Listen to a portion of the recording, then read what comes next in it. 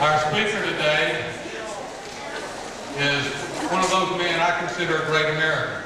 First, he's my uncle, and that makes him a great American, but he's also one of the men who served in World War II.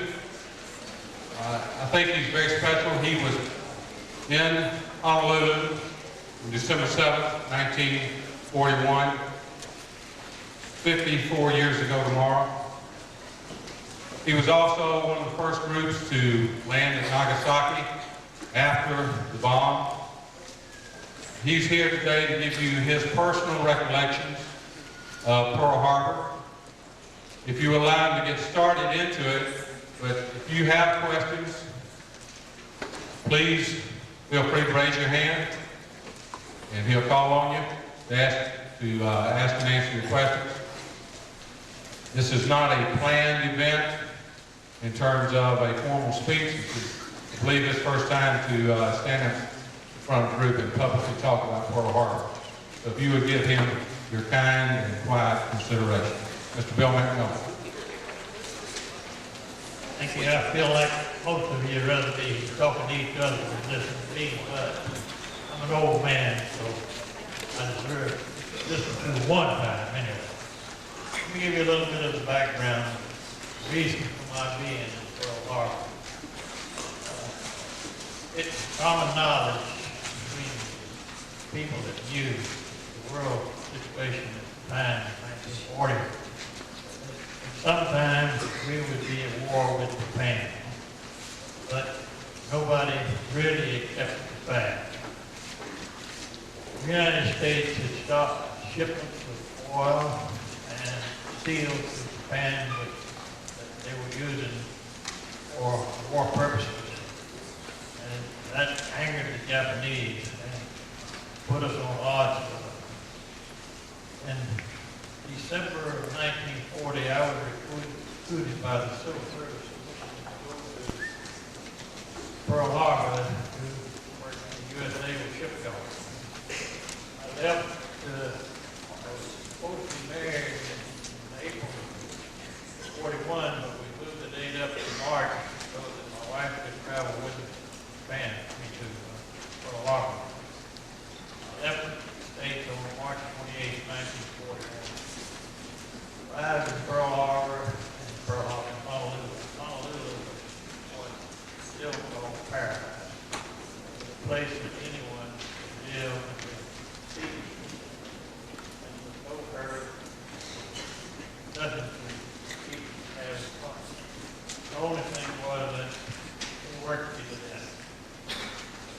In 1941, the United States had over 3,000 employees. Navy will tell you that they were planning for something other than people.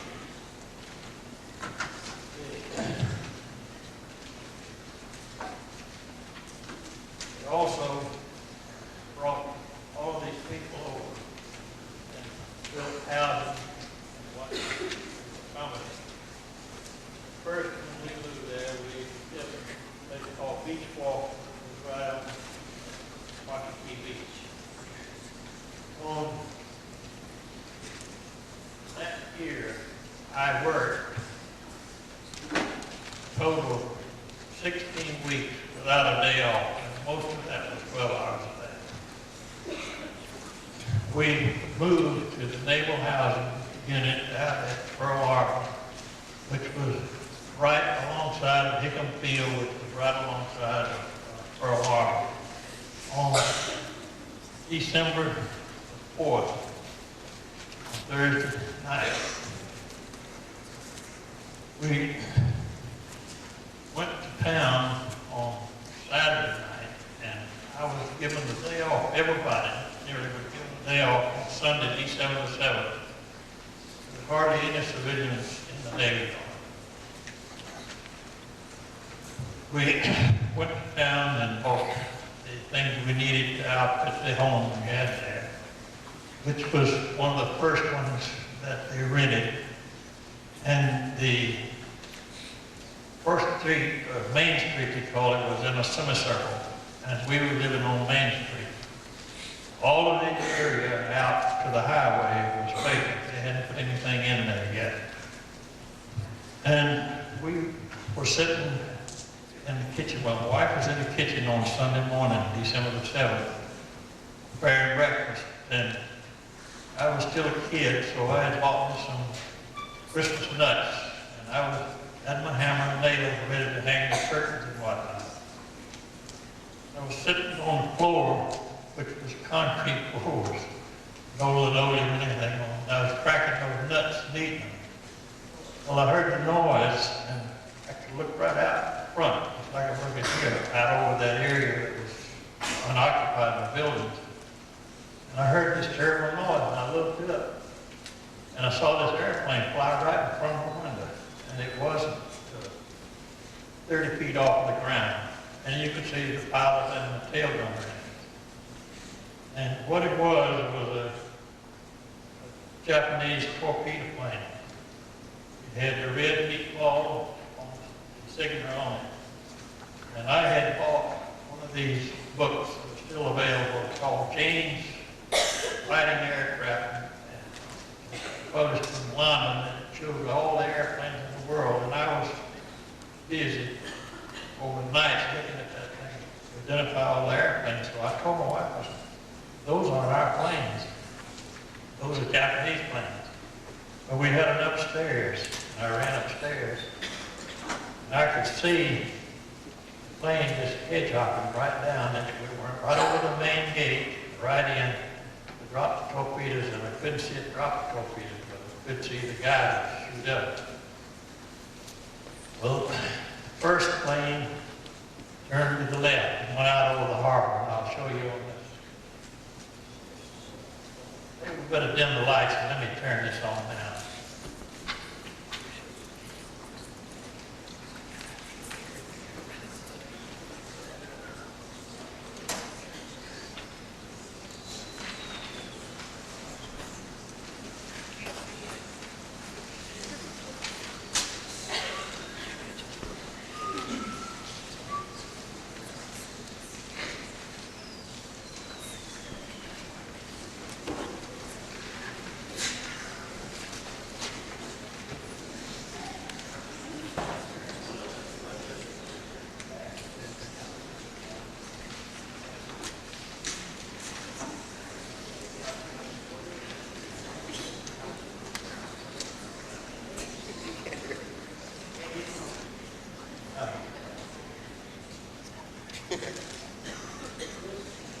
This is the area here where the planes were coming from. Right out over Honolulu Harbor and the airport and all, and were coming down right in here, and they were going for the battleships, and everything lined up on this side of Fort Island. Like I say, the first plane dropped its torpedoes and turned to the left and went out toward this direction. The second one went toward the other way, went over the mountains. The third one dropped this torpedo and turned to the right, and it went over this one right here. This ship right here, the Shaw, which was in a floating right-off, shot that plane down, and it veered over and crashed into what was part of the hospital. I have some pieces of that plane laying on the table. You're welcome to look at it when it's over with. Then on, they just kept coming.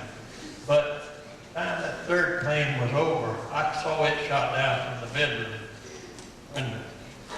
There was a naval car came through there, a sailor on the side of it, hauling everybody down the Navy Yard to fight fire. I didn't have a car, but my neighbor did, so his wife and my wife and myself, we jumped in the car and ran down to the main gate. We got down there, and they wouldn't let my wife in, but there was a little old building there. They had her and the other lady get in and get under it, because the torpedo planes were still coming in, and that was their only route, right down over that main gate. Well, I jumped, they brought an old dump truck up there, and I jumped up in it. They were going to haul us down to the ships down there. And when I stand up in that dump truck, I looked out and I could see the more torpedo planes coming toward me. So I bailed out of that thing and started running down through the yard. And there was they were machine gunning the ship, and the bulls and the clips falling all over you. I just died under a little palmetto bush and stayed there till they went over. They only came one at a time. One had to get out of the way of the other. They did torpedo. So I got down and stood down there in the yard, and I stood on in dock. This is what we call 1010 dock here. And it had the Pennsylvania in it and the two destroyers are casting it down in front of it. The building I was in front of was right here, just across a little road and a track for the crane. And the dive bombers started to come, I guess, about 9 o'clock. They were all coming from this direction out of the sun.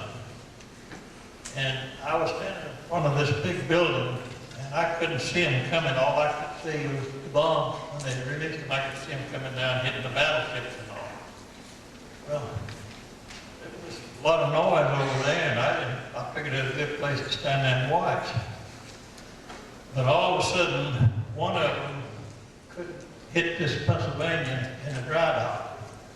They were going for battleships. He couldn't hit the Pennsylvania because he couldn't get a sight on it evidently from the building in front of him. And he went up, and I didn't see him go up, but I did see him come down. And he come down and dropped his bomb and hit the Pennsylvania on the opposite side from where I was standing. This building had some glass windows in front of it. It blew all the glass out of it, you know, and blew me back up against the building. And I said, well, it's time to go. So I ran into the shop, and they had all the lathes and milling machines and all the heavy-duty machinery in there, and I was going to get under one of them. But there was feet sticking out from everything in that place. So I just went on through it to that back side, and they were building an addition onto the building, and they had a big crane there. And I got up in it and sat down in the seat, and I watched it from there. Finally, another fellow came out and sat down beside me, and we were down on the ground and just squatting down. And then something hit these two destroyers ahead of the battleship here, and they had torpedoes. They had 8 torpedoes each on behind above their decks. And I think they all went off at one time. Because when they did, I was around like a newspaper. I mean, because of that big. And I don't know how. It was a miracle. I didn't get a scratch. There was shrapnel falling all over the place. And these planes continued to come, even the high-level bombers and all, until after 1 o'clock that afternoon. Now the Nevada, if you see on your sheet there, you can see where the Nevada was anchored. And it tried to get out. It wasn't hit. It tried to get out. Well, on the way out, it got hit twice. And it was sinking, so they had to run it up on the ground up there. Now, you can see that we didn't know what was coming and all, but can you imagine when 3 planes fly over with probably a 2-minute interval and on account of torpedo runs. But the third one was shot down. That's how quick we were able to get into action. Now, most of the ships, when they're in port like that, their ammunition lockers are all locked up with locks. They had to break the locks and all. The men were firing the guns from manual control.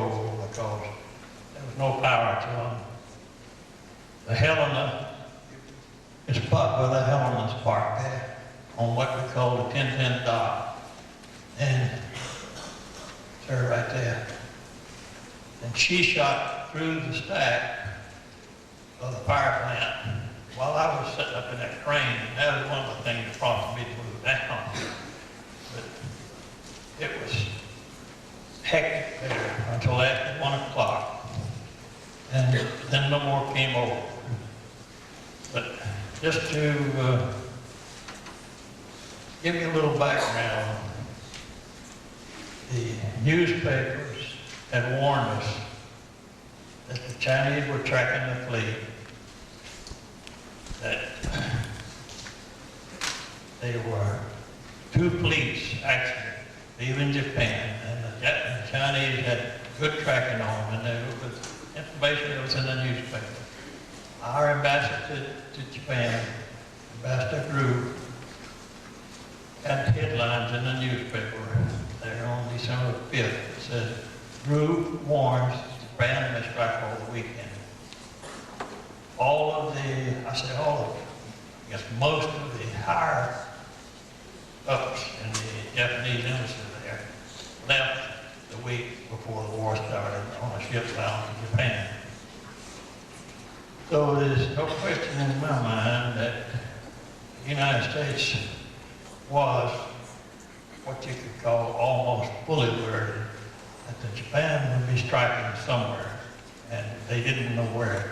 I think that they probably figured that it would be in Midway or Guam or some area over in there, and not, or the Philippines, and not the United States. But if